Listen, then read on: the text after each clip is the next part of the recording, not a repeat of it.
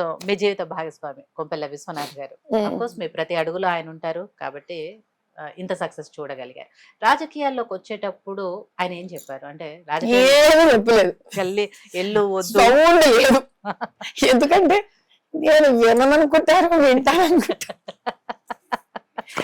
ఆయన గమ్మున ఉంటారే, నేనే మాట్లాడు మాట్లాడదంతా నేనే. ఎందుకు రాజకీయాలు మనకని గానీ ఏమీ చెప్పలేదు. ఆయన సహజంగా is a very very very good social worker.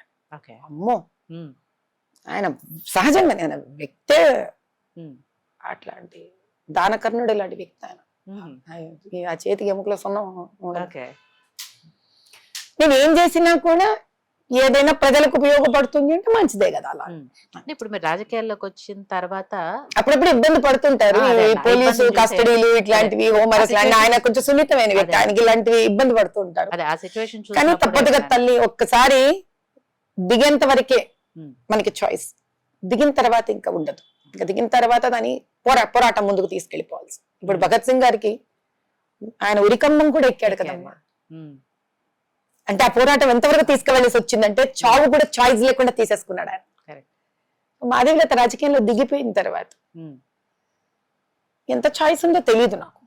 ఇవన్నీ తీసుకోవాల్సిందే నేను. లేదా అంటే ఇంకా నాకు ఈ రాజకీయం వద్దు, నా వల్ల కాదు, నేను చేతగాను దాన్ని, నేను ప్రజలకి ఏం చేయలేకపోతున్నాను, ఈ ప్రభుత్వంలో నేను ఇంకా పోరాడలేకపోతున్నానని దండం పెట్టి నోరు మూసుకొని వెళ్ళిపోవాలి, పూర్తిగా వెళ్ళిపోవాలి, నిష్క్రమించాలి తప్ప నేను అలా అలా హాఫ్ అండ్ హాఫ్ ఉండి స్టైల్ కొడతానంటే వర్కౌట్ కాదు. నా మనస్తత్వానికి అసలు వర్కౌట్ అవ్వదు. నో. సో మీ పిల్లలు వాళ్ళు ఏం చేస్తున్నారు? వాళ్ళు ఎలాంటి సజెషన్స్ ఇస్తున్నారు? వాళ్ళు ఎప్పుడైనా ఇలాంటి సిచ్యువేషన్స్ వచ్చినప్పుడు వాళ్ళు ఏ సలహాలు ఇవ్వరు. ఎందుకు మమ్మీ మనకి వాళ్ళు అంటారు, అమ్మాయి ఒక పని పెట్టాడు దేవుడు, హాయిగా ఈమె ఎంగేజ్ అయిపోయింది, మా మాన మామ ఉండదు, లేకపోతే ఈ నీతులు, ఈ పోరాటాలు, ఈ ఎనర్జీ అంతా మా మీద చూపిస్తుంది అనుకుంటారు. కాబట్టి దే ఆర్ హ్యాపీ.